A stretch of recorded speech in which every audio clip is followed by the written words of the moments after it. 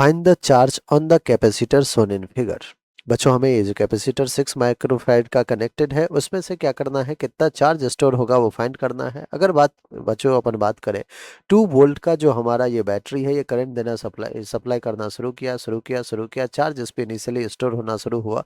Eight steady state क्या हो जाएगा बच्चों, ये जो हमारा कैपेसिटर है इसके थ्रू कोई चार्ज फ्लो नहीं करेगा। दैट मीन्स ये एक ओपन सर्किट की तरह बिहेव करना शुरू करेगा। ठीक है।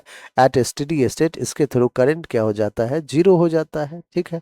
और जब जीरो हो जाता है तो स्टेडी स्टेट में बच्चों आपको पता है कि जो हमारा कैपेसिटर होता है वो बिहेव करने लगता है ओपन सर्किट की तरह।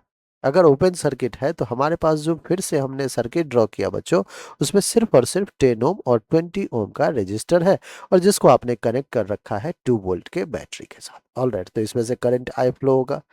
करंट आई हम फाइंड कर सकते हैं, क्या कहोगे कि सर बिल्कुल कर सकते हैं। Ohm's law, I equals to V upon R net, और नेट रेजिस्टेंस होगा 20 plus 10 30, 2 upon 30 that is 1 upon 15 ampere का करंट फ्लो कर रहा है सर्किट में। अब देखिए बच्चों, इस पे चार्ज स्टोर आखिर कितना हुआ वो फाइंड करना है। तो अब देखिए इसके अक्रॉस 10 ओम के अक्रॉस ये पैरेलल में कनेक्ट है, जितना इस 10 ओम के अक्रॉस वोल्टेज होगा उतना ही 6 माइक्रोफैरेड के भी अक्रॉस वोल्टेज होगा।